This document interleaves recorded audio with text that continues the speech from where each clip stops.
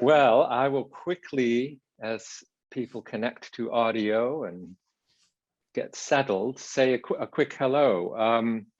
I'm Bill Sherman, as most, if not all of you know, director of the Warburg Institute, and I'm really delighted to welcome you to a new series that will run throughout this year, once a month for the whole academic year. It's devoted to a series of books published by Reaction. And Reaction Books is one of the great publishing outfits out there. Michael Lehman, one of the great scholarly publishers, and this series, Renaissance Lives, which is edited by François Quiviger from Warburg Institute in the past and an associate fellow of the Warburg, has really picked up steam and made a serious mark in the world of Renaissance studies. So when François and Michael approached me about partnership where we put into dialogue the biographers for the Reaction books and scholars working in similar areas at the Warburg Institute, I of course said yes, and here we are. Here is a little bit complicated because I think that François, me, Jill, and Chris are all in different countries. So Zoom does have its benefits. I'm in the original, we're on a very Warburgian itinerary. So I'm, well, actually, François, well, I'm in Hamburg, the original home, which is why I'm in a strange hotel room with bad lighting.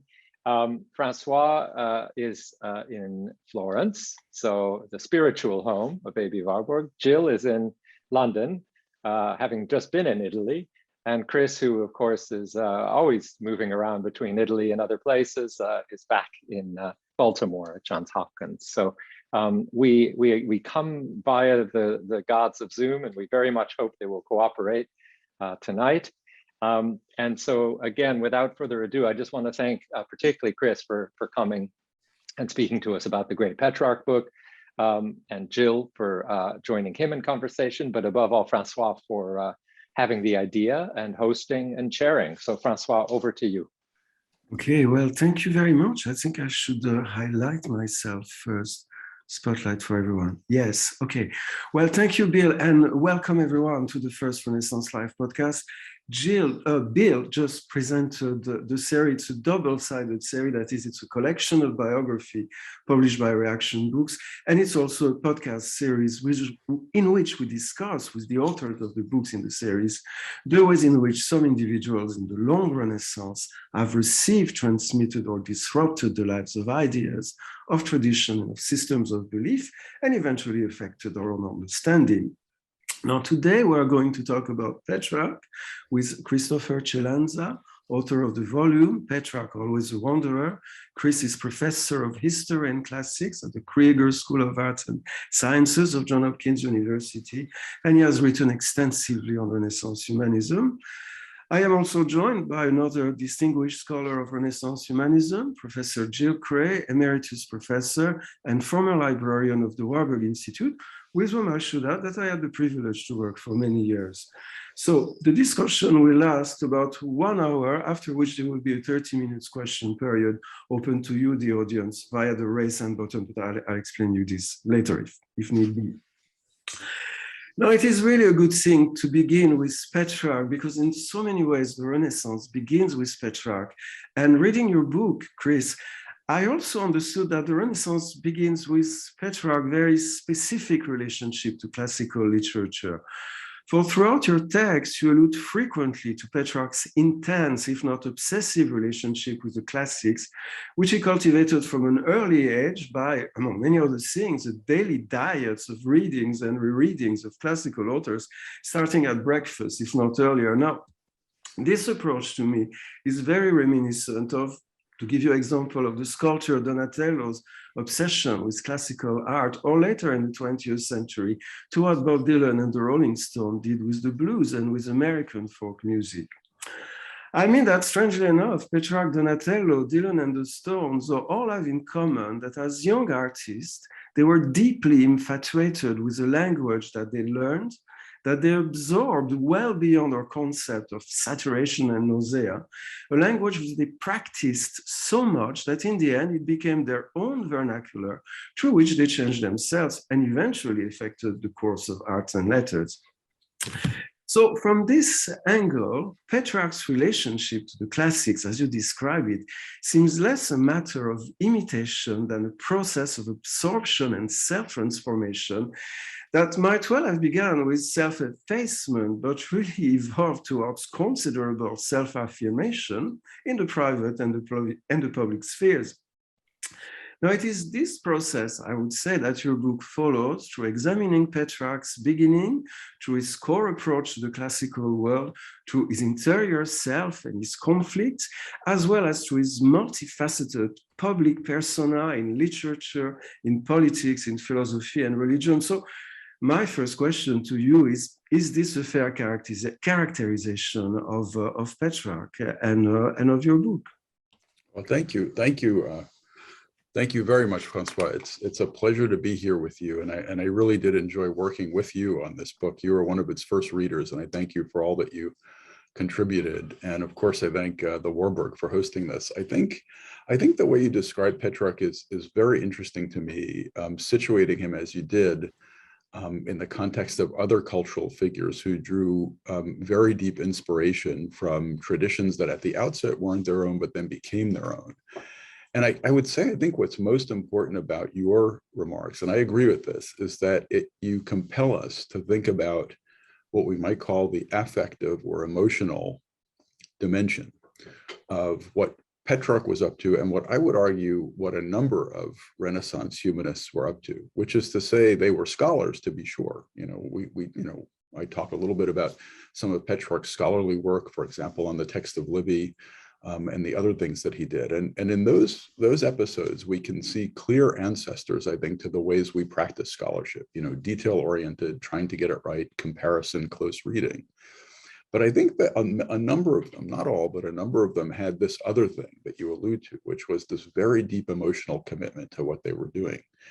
And that's something that I fear has sometimes been, I would say, weeded out of academia in our current era. And I find it a little bit interesting and, to be frank, somewhat problematic, because I think sometimes the reasons that younger students are drawn to this work is because they do feel some kind of emotional resonance or emotional commitment. I worry sometimes that as we move into scholarship, we tend to lose that commitment, and sometimes almost tacitly encourage students to lose it too. So yeah, I think I would agree. I think that Petrarch, and I like your comparison to the blues as well, right? This is a kind of, in some sense, another tradition for the Dylans and the Rolling Stones of the world, but somehow they take it, they bring changes on it, they commit to it, but then they do something that is recognizably their own. And I think that's probably as good a way as any to talk about Petrarch and this passion, as you say, this passion he had for antiquity. So thank you for that. Jill, do you want to come in? Okay.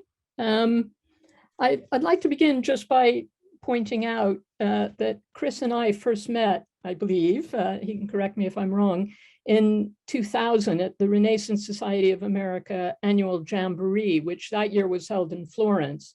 Yes. And the panel in which we both participated took place in the library of the convent of San Marco.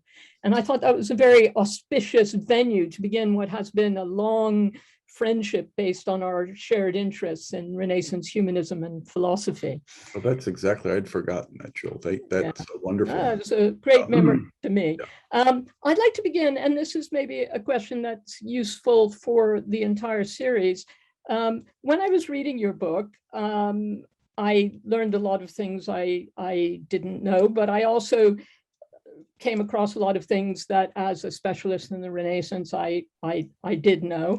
And this is a book that's meant to speak to a very wide audience, a general readership. And I think this is an incredibly hard thing to do, because on the one hand, you have preaching to the converted, which is what most of us do, writing for people who understand and have the same background as we do. But your book is, and this whole series is a kind of apostle to the Gentiles, bringing in people who don't have the background. And I thought maybe you could talk about the challenges of doing this, because I think, as I said, it's an incredibly difficult thing to do, to get that balance right. And I wondered if you would kind of talk about how you did this. Yeah, thank you. I mean, I think, I guess a couple of things come up. The first is that I think that, I've come to believe in this partially. I have this administrative role as the Dean of a School of Arts and Sciences. So I get to see a lot of different fields, all the natural sciences, the social sciences, and the humanities. And what I think is tremendously important about those fields is that they all do deep dives into the truth. Right, they're all really searching for the truth in one way or another. They're very different. People work in labs. If they're the sciences and community, humanities scholars often work alone in libraries. But I guess what I'm saying on that front is I think we must keep preserving the spaces for that kind of very specialized scholarship that sometimes isn't going to be legible to anybody but specialists.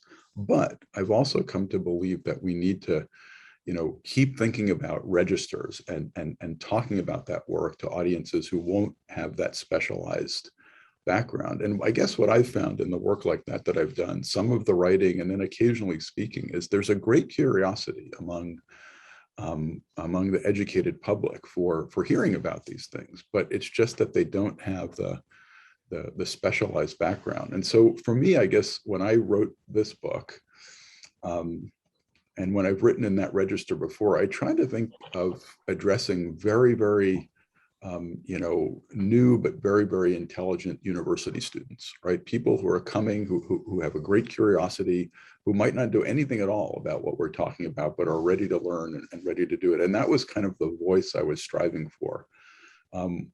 How successful I was at it, I don't know. But it does mean explaining things, it means glossing, everything, right? I mean, not everybody, right, will have heard of Ovid's Metamorphoses, for example. So a little bit of explanation of what that is, what was part of what happens in the book. So I think you're right. I think for specialists, there's going to be a lot that seems very familiar there. But my hope was just to draw a kind of portrait of Petrarch. And I think the series, the reaction series that François has been editing, I think it's a good way to do that for people. It was a pleasure working with the press. It was in that sense, I think also a kind of an old-fashioned press. They did everything in-house. They did all the copy editing in-house. They set everything in-house. They did everything themselves. So, and it was the first time. The other thing I'd say, Jill, the images. Like you, I'm very much a text person, and this gave me an entirely new appreciation, if I didn't have it before, of all of our friends and colleagues in our history, with how much they have to go through, to get permissions for things like that. It's terrible, isn't it? It is. I mean, at first, I thought maybe there'd be 5 images of manuscripts, but then the press stimulated me and said, well, why don't you think of more? So we found more things. So. Yeah. Well, one of the things that it said in the beginning of the book is this is the first general treatment of Petrarch and his life and works for 30 years, which I guess the earlier one is maybe Nico Mann's book on Petrarch, which is half the size of your book and no pictures, and it really makes a big difference. What I very much enjoyed the pictures, especially the photographs of places that Petrarch went, and of course the manuscripts, which probably won't be to everybody's taste, but I really like them. If I may ask another question, it's about the title of the book, which is very beautiful, Everywhere a Wanderer, very attractive. And as you explain it, it comes from the Latin, where in one of Petrarch's metrical letters, peregrinus ubique, everywhere a wanderer. And you translate peregrinus as wanderer. You also say it can mean pilgrim, and you talk about Petrarch's wanderer's mentality and wanderer's spirit. And I'm not questioning this. That's definitely a meaning, and it's an absolutely valid meaning. But the kind of core meaning of peregrinus is, if you look it up in like the Oxford Latin Dictionary, is a foreigner, an alien, a stranger, an outsider. Now, if you called the book Everywhere an Alien, it'd probably give really the wrong impression. But where elsewhere in the book, I was kind of looking for these things. You describe Scipio, when you're talking about Petrarch's Africa, as an outsider like Petrarch. And on page 200, in fact, there are 3 different resonances, you say Petrarch deliberately takes the position of an outsider to existing institutions, and you refer to his outsider pose and the outsider stance of Petrarch and many Italian intellectuals. And I think the term outsider really kind of captures one of the themes of your book, which is that Petrarch is in exile. He's not just wandering, but he's in exile. So I just put this to you that that would be another way of doing it. Not as poetic, but perhaps maybe a little closer to the sense. I don't know. What do you think? Yeah, I wrestled with it. I think you're right to point out the different resonances of the word. I think the wanderer part is that, I mean, he really did spend his life moving around. And I think that, you know, as you'll know, Jill, there have been occasional touch points in the scholarship on Petrarch that have tried to, you know, align him with this or that political stance. You know, is he more of a fan of republics or not? And I kind of saw him as really focused on himself, right?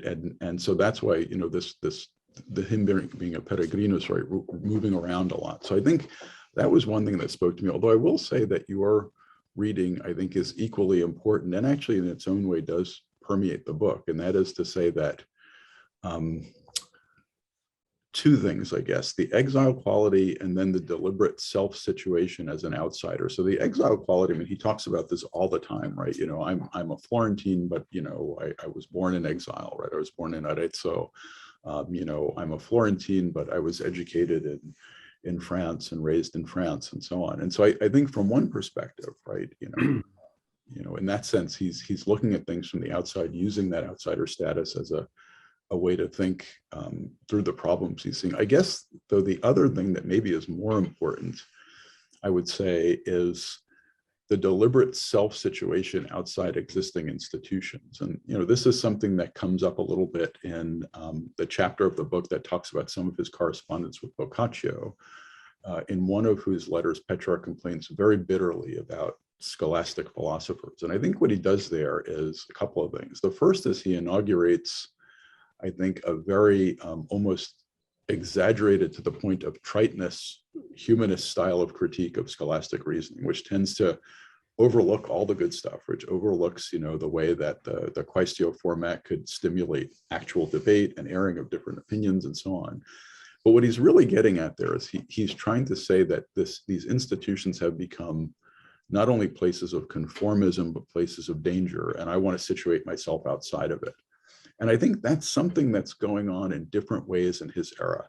One thing I point out is that, you know, you could talk about the beginnings of the devotio moderna, you know, people who felt like, you know, somehow the theology being taught in universities isn't quite getting at the spiritual needs that I have. And so therefore I want to do this different kind of spirituality. A little bit later, you can talk about the chancellor of the University of Paris, JeanJacques Rousseau, who, as Daniel Hopkins, I think, pointed out quite famously, you know, revived a medieval, an earlier medieval form of writing, the Tractatus, in order to get beyond the sort of twofold genres of scholastic writing, i.e. either the Quaestio or the commentary, as a way of connecting with the outside world. And then third, I think you've got Petrarch in that sort of broadly speaking mid to late 14th century era, who takes this look at the classical world, wants to somehow create something new and different, some new vantage point, some new viewpoint, but deliberately wants to say, I'm doing this from outside the vantage point of universities. And I think that's something that you see, again,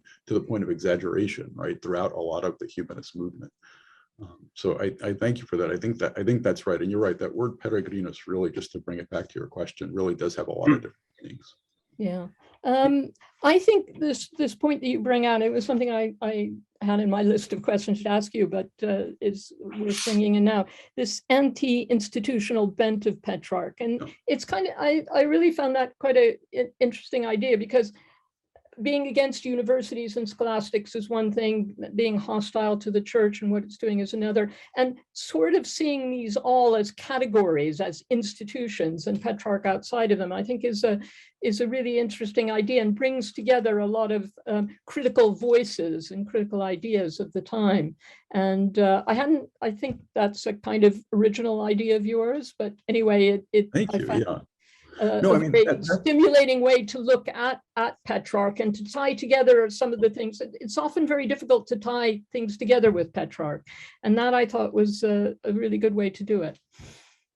I appreciate that. I mean, I think you can look at it from different perspectives. I mean, if you read the work, really wonderful work of Jacques Rousseau, who's written on the history of medieval universities, there's this series of books that's published by Oxford University Press, I believe, edited by Walter Ruge, and Rousseau has some work in that, and Rousseau has written separately, and you can kind of count the numbers of universities. So if you were to count roughly, depending on how you define a university, but basic, eventually a 4-faculty orientation, arts faculty, then medicine, theology, and law. In the year 1300, you can count about 16 of them. Whereas if you fast forward to the year 1500, you can count over 60 of them in Europe.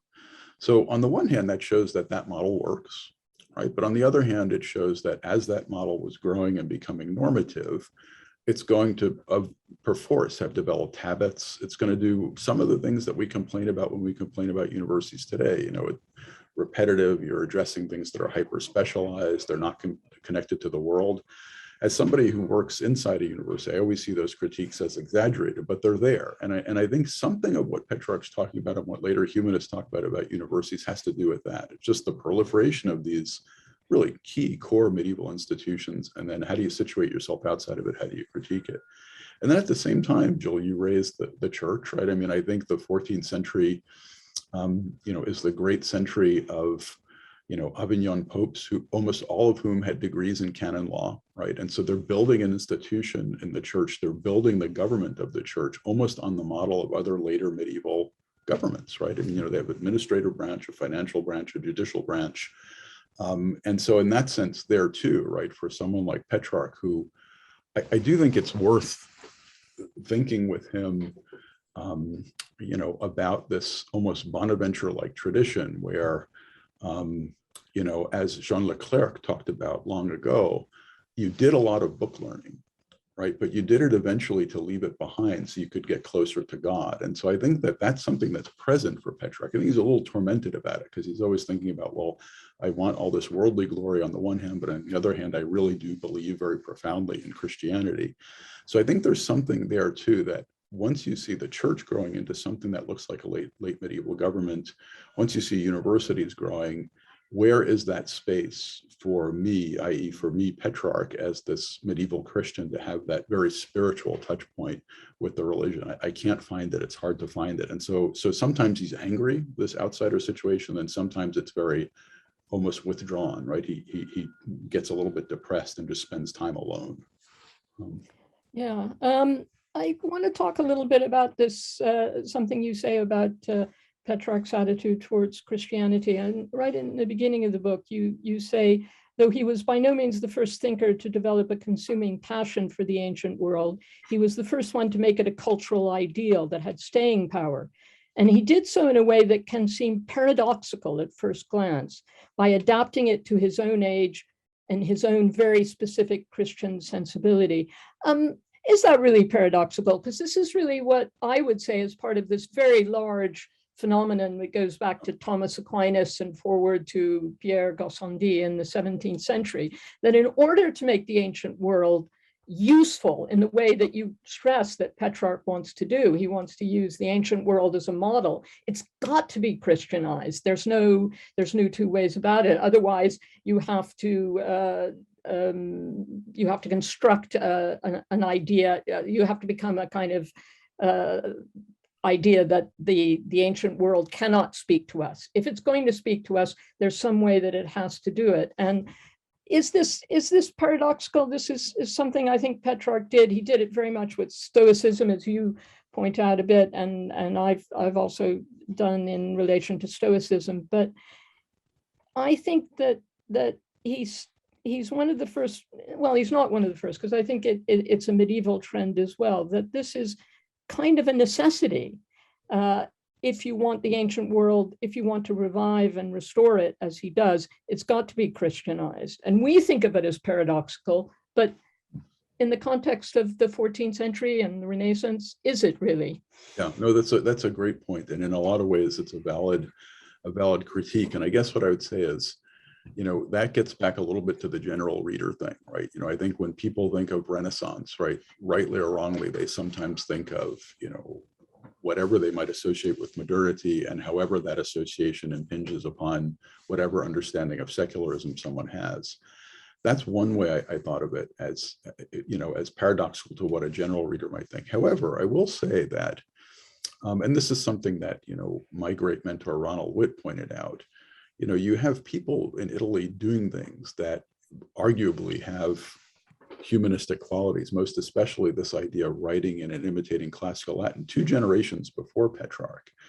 Interestingly, though, they're kind of secular, and only in the most literal sense, in that the things they're interested in, they're not necessarily bringing into contact with Christianity. Petrarch, on the other hand, does seem to want to change the game a little bit. He wants to bring this classical heritage in and really sort of, do things almost, again, in this different verbal register, do similar things that many of his medieval predecessors would have done, as you say, like Aquinas, harmonizing Aristotle with Christianity. I think the interesting thing, though, is that if you look in terms of generations, and this is something that Witt talked about in the footsteps of the ancients, you see Salutati as the next generation, right? And then one generation after that, you have Bruni and Poggio. And, you can read most of Bruni and not know, right, that he's a Christian. It's not that he's anti-Christian, right? It's just that he's not talking about this stuff all the time, right? He's talking about things outside of that. So I think in that sense, it's interesting just to see Petrarch as somebody who, on the one hand, he's often seen, as François said at the outset, as in some ways the initiator of the Renaissance. It might stand in opposition to what general readers might think. But I agree with you. I mean, he's very much, look, he's a late medieval person, right? In all of his habits, the way he reads, the way he takes information in, the way he writes, and so on. Yeah. If I can add just a little comment to what you just said, Chris. When one speaks of humanism and Christianity, at least in the case of Petrarch, it brings concept of early Christianity. Then it brings the idea that the church has strayed from early Christianity. This is something that many Franciscans are saying at the time, but I guess they say that from the angle of Christianity. Petrarch does that from the angle of the classics. And couldn't one say that he sows the seeds that will eventually bloom as Luther and Calvin? Or is it an excessive anticipation, so to speak? No, I mean, I think, one interesting thing there is one of the, just as a touch point to what you're asking about, François, we do possess in the British Library the Harley manuscript of Livy, on which Petrarch worked very assiduously. He recopied parts of it, he compared it to other texts. It's basically more or less the reason why we have the text of Livy that we have now. The other person whose handwriting is present in that same Harley manuscript is Lorenzo Valla. And I would say that, setting the seeds for a humanistically inflected, deep appreciation of the pre-Constantinian church. Exactly. Yeah. That's kind of what you're talking about.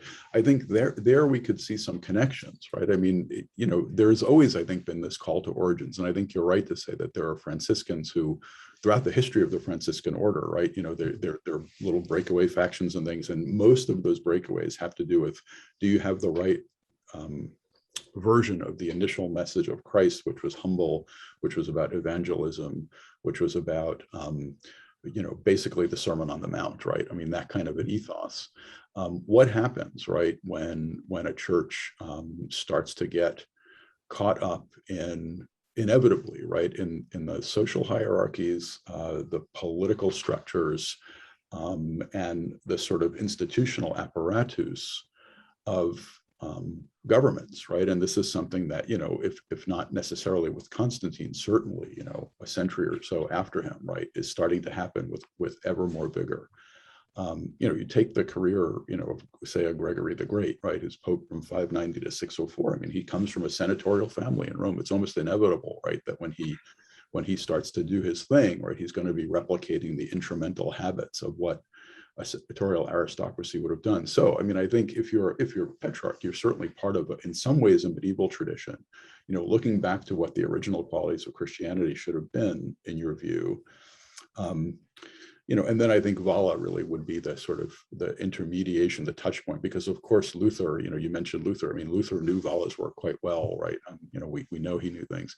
I would only say this. I think that to that critique, there is a counterpoint. Oh, my light just went off here. There is a counterpoint that the Petrarchs and the Vallas don't often make. And that counterpoint would be that God being an interested God, right? God is someone who looks after his creatures. God wouldn't have just done all that stuff in the beginning and then basically abandoned his populace, the people that he had won to himself over those years. So that the institutional expression of Christianity is, I think you could think this as a medieval person, a medieval and Renaissance person, the institutional expression of Christianity is as much a sign of things being on the right track religiously, right, as not. So I think that there is that thing. There's that call to origins versus, is God still interested in us? And if he is, why would all of this stuff have happened over these last 1,000 years? If we were really going all in the wrong way. So I think there's an interesting counterpoint there, and it clearly does, begin to bubble up in more, visible ways in the era of the Reformation, François, as you said. It's interesting you mentioned Bruni, because our great shared friend Jim Hankins, Yes. who has always been threatening to write a biography of Bruni, once said to me he didn't have a Christian bone in his body, and I think that's kind of true.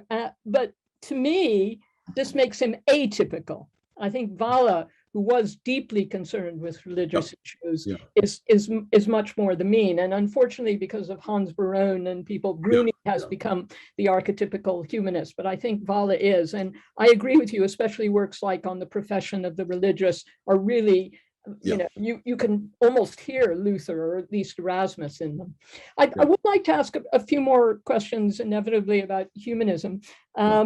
And one of the things you talk about in the end of the book about Petrarch's later reputation is you mention again about how both Bruni and Flavio Biondo praised Petrarch for opening the way to a kind of classicizing Latin, while judging that Petrarch's own Latin style wasn't perfect, and that, I think this is a quote from Biondo, he didn't attain the flower of Ciceronian eloquence that adorns many in the 15th century. Now, you attribute this to changing tastes in Latin style, but in my view, I think they're basically right. Reading Petrarch's Latin is extremely frustrating. He desperately wanted to make it classicizing. He constantly revised it every time he learned something new about classical Latin. He would go back and remove things that he discovered were medieval. But essentially, he never really did achieve the kind of Latinity that we get again with Valla and the Elegantiae. That's the game changer. So as somebody who's read lots and lots of Petrarch's Latin, how do you feel about it? No, I think you're right, Jill. I mean, I don't think that they're wrong in that sense. I think the changing taste, though, was changing taste. And I think that, by that point, let's say by the era that Bruni and Biondo are in flower, you really can do people can almost as a matter of routine pretty credibly write Ciceronian Latin. And that is something that, as you're suggesting, I think Petrarch seemed to struggle with, even as he saw Cicero as such an ideal. And I guess what I would say here is, again, focusing on the power of generations, right? That, if you think of every generation as being whatever you might want to think about it, 25 years, 35 years, there's going to be a few leading figures in each generation. And I think that,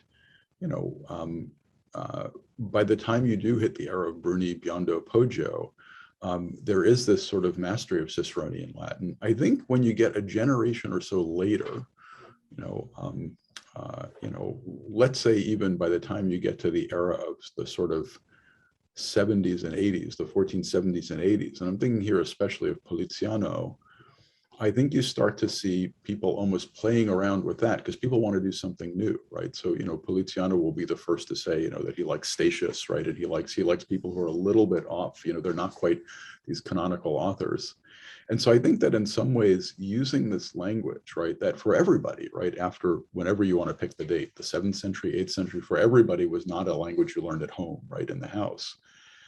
Every type of post-classical Latinity really serves as its own set of instruments for expressing whatever kind of individual intellectual trajectory each user of that language wants to present, and it just changes over time. I think for Petrarch, right, there's this, that was maybe a little high flown, but for Petrarch, I think it's relatively simple. He's in love with Cicero, he's in love with Virgil, he's surrounded by Latin that's used in the church and in universities, and he just feels like it doesn't match, it doesn't feel the same. So he's doing everything he can to get there, but never really, as Bruni and Biondo and all those others in the 15th century say, he doesn't quite get there. He sort of, as one of them, I think, said, he was like Moses who saw the promised land but never could arrive, right? That kind of thing. And so, yeah, I certainly agree with that. It's just that it is sometimes frustrating because that he's struggling to say things and can't really do it in a way that people in a later generation would be able to do much more elegantly. Indeed. And you might even just say just quickly on that, Jill, too. I mean, something like the hope, right, that he had to write this great poetic epic, the Africa, this, arguably was kind of a failure, right? I mean, in some senses, he tried, there's interesting things, it's worth studying. It has a little bit of an afterlife, not unsurprisingly, during the era of fascism in Italy, but it's never really something that becomes something that is canonical that people read, I think, for the reasons that you state.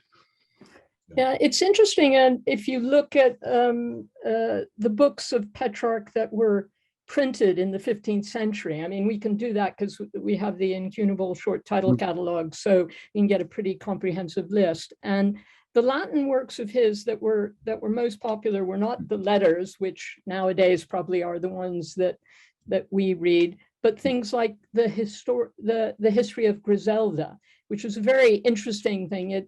He came across the story of the patient Griselda in Boccaccio's Decameron and decided to translate it into Latin. And that's probably, of all the works that got printed in the 15th century in Latin, the one that gets most printed and translated. And that the kind of things that we think of in terms of Petrarch's Latin didn't really appeal to people in the 15th century. You get very few editions. And I don't know if it's the ideas or really that they just didn't like reading Latin that wasn't quite up to their standard. Yeah.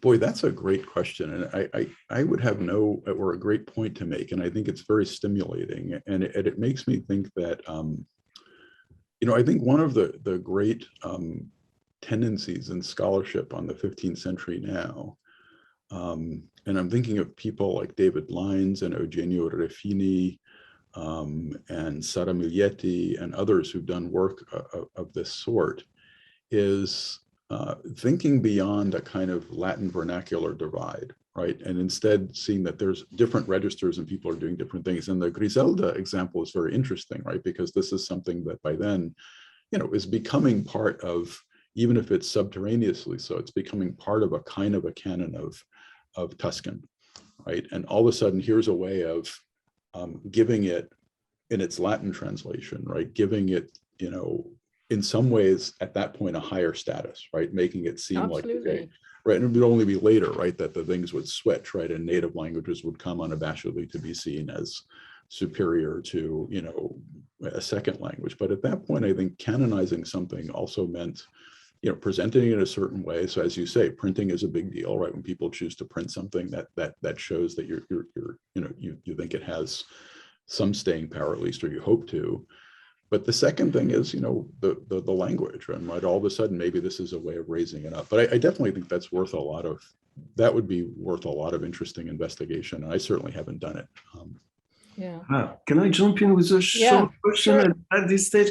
Because I didn't know that Petrarch Latin was so unappreciated, but I knew, of course, that his vernacular was extremely appreciated, but it is an extremely Latinized vernacular. And I understand that in the 16th century, when Bembo recommends to write like Petrarch, he recommends to write in a language that is completely archaic and contrived for the time. But I just wonder, in his own time, whether Petrarch's vernacular, whether he writes really for the elite who likes to write in translation, or whether he writes for the people, whether it's a vernacular that he has really made up from Latin and that very much ensures his good fortune instead of his Latin writings. Yeah, I mean, I think, you know, let me read you a quotation. This is from one of his letters to Boccaccio, and it's something that we can think about. You know, he's talking about, he wants to present himself as having made a change in midlife from wanting fame in the vernacular with his poetry to putting it all behind him, you know, working on Christian matters, writing in Latin, doing scholarship, and so on. I think that, of course, he never does, right? We know there are 9 redactions of his Tuscan poetry during his lifetime that he worked on throughout his whole life. Like, he never finished, he just kept working on it, but he wanted to present it this way.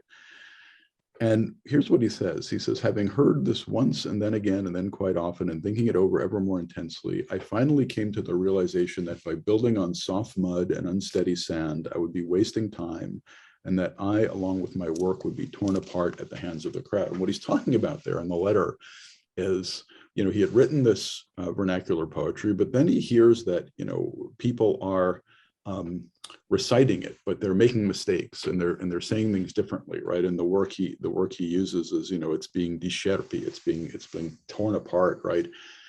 And so he gives this kind of exaggerated, elitist, you know, nothing you ever write for the people can ever be stable, so therefore I have to change. I think, though, that he labored greatly, that he was always in the shadow of this great mountain that was above him. And this was Dante, right, whom he may have met when he was young, right?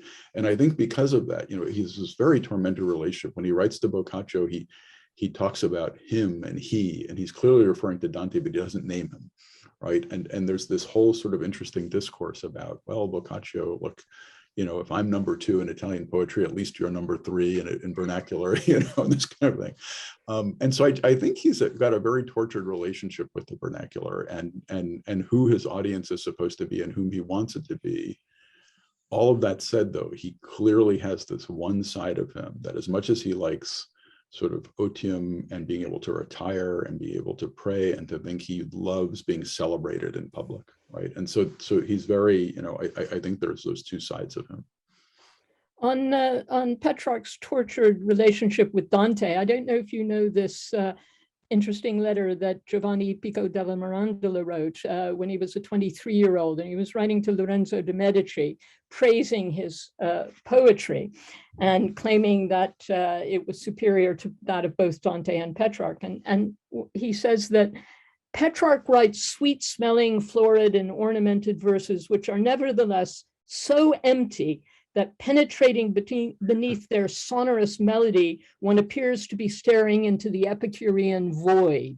Wow. Which kind of reminds me of T.S. Eliot, who, when he was writing of Henry James, he said he had a mind so fine that no idea could penetrate it. And then Pico says, by contrast, Dante's poems are profound in content, but his style is rough, harsh, and spare. And Pico says that Petrarch attracts at first glance, but disappoints when one looks further into him, while Dante is off-putting to begin with, but repays deeper inspection. And Lorenzo, of course, comes out on top. He wins the contest because his poems are written in an elegant and poetic style, but without the kind of artificial embellishments that you find in Petrarch. But they also have a serious philosophical content. Now, as well as flattering Lorenzo, which is the main purpose of the letter, Pico is clearly exaggerating for rhetorical effect. It's this characteristic that he uses rhetoric to attack rhetoric. But nevertheless, you get the view, at least in Pico's scale of values, that it's better to be profound than to be beautiful. And I don't know how representative this was of the 15th century. Petrarch's poetry in the 15th century was extremely popular. So, but I thought it was an interesting angle on this crazy relationship between them, because maybe Petrarch realized that it wasn't just a matter of language, but a matter of content. What do you think? I think it's a very interesting thing about Petrarch's image. I mean, it reminds me of the second book of Leonardo Bruni's Dialoghi, where, in the first book, Niccoli speaks and says, a few denigrating things about Dante, Petrarch, and Boccaccio, the three crowns of Florence, right? And then when he's called in the second book to do a palinode and to defend them, one thing he says about Petrarch was, well, he was handsome. And so there's this sense that, maybe still, right, he didn't quite go to the, and that's obviously much earlier. I think, look, by the time of Pico, I think a couple of things that happened with respect to Petrarch. First of all, we know that Cristoforo Landino, in his teaching at the Florentine University, in the 70s, had actually done courses on Petrarch, right? And in a way, again, this process of canonization, right? When you start treating someone as something that can be taught in a university, right? That's part of the process of canonization, even as to recur to what François said earlier and mentioned Bembo, Bembo working on the edition of Petrarch's poetry in the vernacular, with the press later in the century. So, I mean, I think there is this sense of, he does have to be canonized. But I think by the era of Pico too, I think they were all in that circle, that very kind of, I think, intense, intellectually vibrant, somewhat competitive circle. I think they were looking for all of it, right? I think they were looking for eloquence, they were looking for depth. As you know, Jill, by the time Pico is writing, Ficino has now, basically made public, right, all of the Platonic corpus, such as was known in Latin, and so it's available. So there's sort of a whole new set of sources that you could use to, express depth in that sense, in quotation marks. So I think that might be what's going on there too. But that's very interesting, yeah. Yeah, I think he never, I mean, this idea that Dante's first and Petrarch second, I think that always was the case. I mean, Landino might have been lecturing on Petrarch, but the Dante lecture in Florence was the Grand K, was the big thing. So I think he, that Pico probably is again, exaggerating, but I think he has as a point that kind of philosophical depth just isn't there. But I see we're kind of running out of time, and I wanted to just ask you about the inevitable Laura. There was two, yes. Yeah.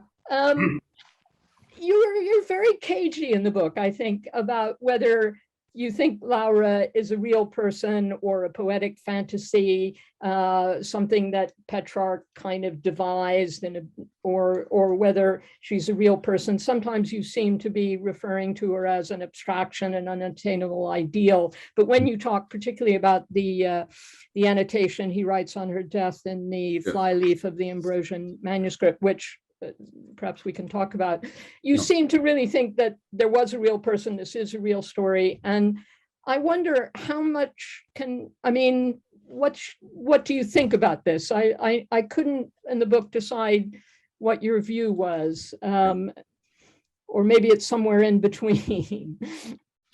Yeah, no, listen, it's a good question. I'm sure there are going to be people in our audience who are more learned about this than I am. When I was writing this book, I basically used work that was published, that was out there. I think there's more to find out about, who this might have been. But I think to me, what's maybe more important about it is the window it gives us into predominantly male ideas of gender and how the genders related to each other. And I thought about this also, similarly, I wrote a similarly general book on Machiavelli, and you have the sense that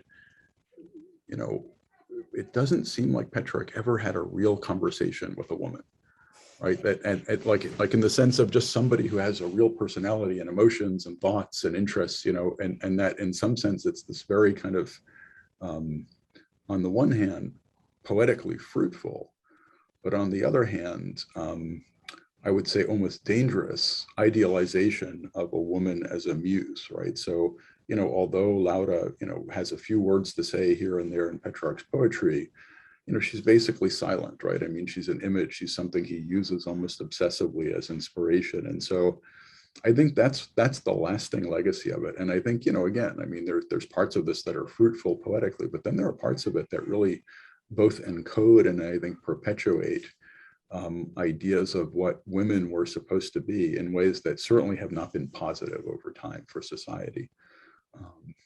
I guess that's what I think, yeah. Yeah, I mean, to put my cards on the table, I mean, I think that she's pretty much like the dark lady or the fair youth in Shakespeare's sonnets, that this is something that was, you know, people try and identify who these are, but that, you know, it's a poetic device.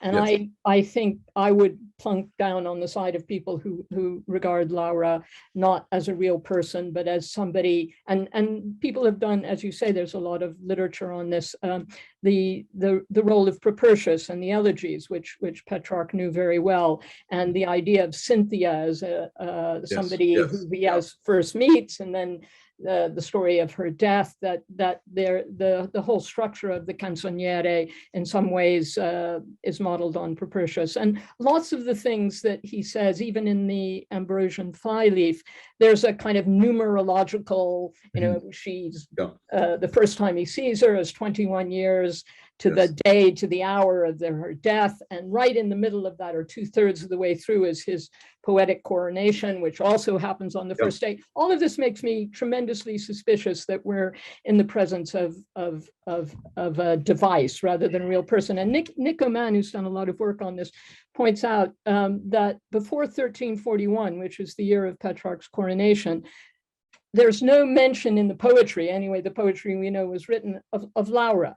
She becomes an obsession, and she becomes a central figure after he gets the poetic laurel and sort of starts exploiting it. And personally, I find that a rather compelling argument, because this, again, is perhaps my last question, is I don't think Petrarch's a very reliable narrator of his own life. I mean, he's very much, and I think you make this point as well, he curates everything that he writes. He rewrites his letters. He changes the dates.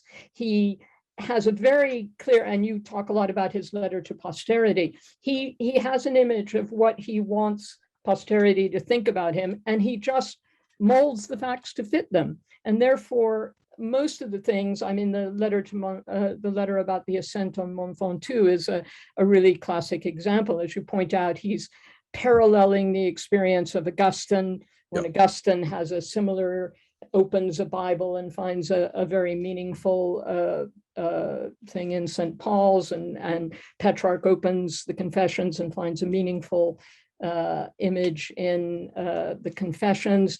And he actually redates the letter so that he will be exactly the same age as Augustine when this happens. So all of this is, I mean, is Petrarch a reliable narrator of his life? I mean, how much can we really believe him, and how much should we believe him?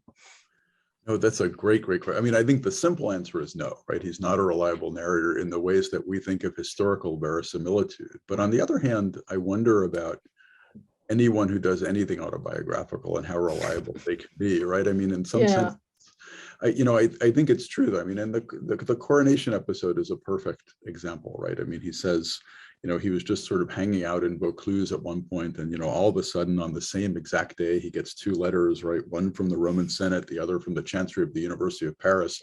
Both of them want to give me this laurel. What am I going to do? You know, and so he has to decide, and he figures it out. And so I think that, you know, no, I mean, I think clearly he's definitely creating a life for posterity. I think it'll be interesting, you know, there's a new book that is either out now or will be coming out very soon by Rocco Rubini of the University of Chicago. And it's basically called Posterity, and it's about Petrarch, and it's basically about this conscious creation of Petrarch, which is to say his literary self, arguably really truly for posterity in a way that's kind of distinctive, that's kind of self-consciously so, in ways that seem to be different and seem to be interesting. So I would urge folks to look for that. I think the book may even be out by now, but I think it's definitely something to think about. I mean, clearly, right, he's, I think anybody really in the Renaissance too who collects their own letters, I mean, they're doing it for a reason, right? They're doing it because they want to present a picture of themselves and their correspondence and their extended intellectual epistolary community and their reach and so on.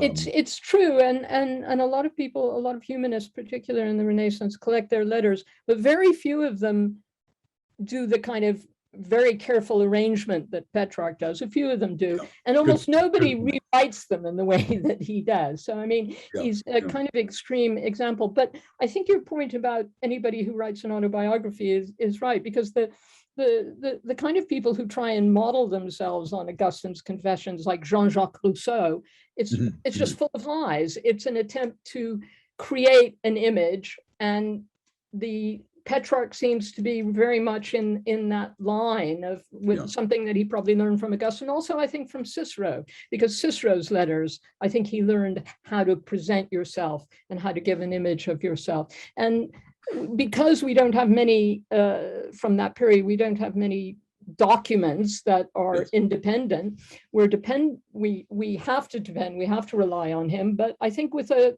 very large grain of salt. Yes, I think so. And I would say maybe this might seem a little bit out of left field here, to use an Americanism, but that's a baseball metaphor, by the way, not political. Yeah, just I've heard of it. Right. I think that there's something about, especially when Petrarch is active and through much of the 15th century as well after him, there's something about the culture of reading and writing on the one hand, and on the other hand, the notion of finishing something that I think is a little, maybe less clear is the right expression than it might be today. And what I mean by this is that, take Petrarch, right? We know of 9 different redactions of his Canzoniere during his life. Arguably, it was only because he died that he didn't do a 10th, right? Or an 11th or a 12th, right? And so on. And I think I remember once, talking to the Ficino scholar, Sebastiano Gentile, who's been editing Marsilio Ficino's letters. And what he said was, well, look, we know that Ficino was one of the first generations to work with a printer, right? He worked directly with a printer. And yet here I have this printed edition, and I have some annotations on the printed edition that are partially in Ficino's hand and partially in his favorite scribe's hand. And so the question is, when was anything done? Do you know what I mean? And I think there's something about life writing, maybe especially in this period, that, maybe he would have just Petrarch would have just kept rearranging things and kept doing things. And I think in our era, at least until recently, with this absolute wild explosion of media through which we're living, but if you think of the kind of 19th century, early 19th century coincidence of steam press printing, right, where you can imagine a printed work being exactly the same, more or less, over thousands and thousands of copies forever, with the rise of romantic individualism, with the rise, I would say, of connected classical philology, positing that there must somewhere way back when have been one urtext and one author, and we have to find it and fix it. I think sometimes we have a different version of what the kind of fluidity of these things could have been. So I think, definitely there's no way Petrarch is reliable by our standards, but I wonder what those standards, how those standards compare to standards for the past. And I would say most importantly, how some of those standards of verisimilitude will compare now that we are undergoing this vast transition in the way media and texts are coming at us. It's a little vague, I know, but I just think there's something there about the culture of reading and writing that probably inflects the way he's presenting himself.